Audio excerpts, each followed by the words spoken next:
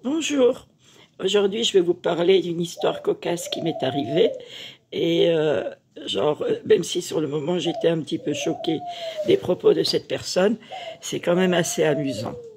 J'espère que si cette personne me regarde, qui peut savoir, je lui envoie un bonjour de ma part. Alors, un jour, je prenais ma voiture et je roulais tranquillement en suivant les limitations de vitesse. Et puis voilà qu'une personne commençait à me coller de près derrière moi, qui était pressée et qui voulait absolument me dépasser. Il n'y arrivait pas. Donc c'est vrai que c'était limité et puis ça devait gêner énormément cette personne. Finalement, il a dépassé, bien sûr, avec sa voiture, puisque ma voiture à côté de la sienne, elle était un peu plus petite. Ce n'était pas le même gabarit, donc monsieur avait des priorités, il était pressé, il devait être en retard, je n'en sais rien, et puis bon, c'est son problème, c'est pas le mien. Donc finalement, au feu suivant, il se retrouve au feu rouge, comme moi, à côté de moi.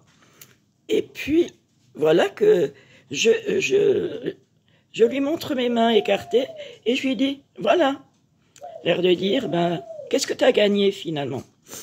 Et puis là, il se met à ouvrir la fenêtre, donc je commence à m'inquiéter.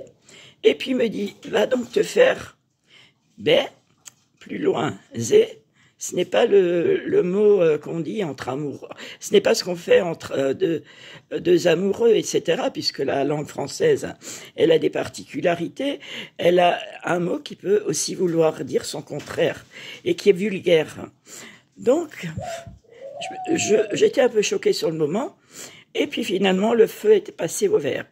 Et voilà qu'un peu plus loin, il se retrouve à nouveau devant un feu rouge. Je souris.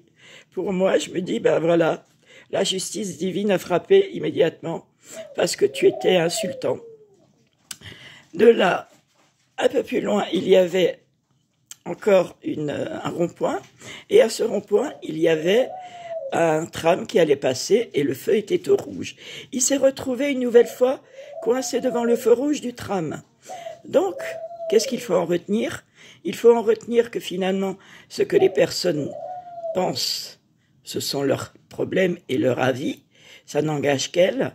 Deuxièmement, je conseille à ce monsieur de faire très attention à lui déjà. Sur la route, c'est dangereux de dépasser les limitations de vitesse. Et de plus, s'il est arrivé en retard, la prochaine fois, il devra peut-être apprendre à partir un peu plus tôt et surtout à ne pas stresser autant parce que ça peut entraîner des burn-out. Voilà, c'est une leçon à tirer de cette histoire. Et aujourd'hui, j'en souris rien que d'y penser. Voilà, je vous souhaite une bonne journée. Et puis, je vous remercie pour votre écoute et votre attention pour mes vidéos. Et que Dieu vous bénisse et vous garde. Prenez soin de vous, parce que personne ne le fera à votre place. À la prochaine.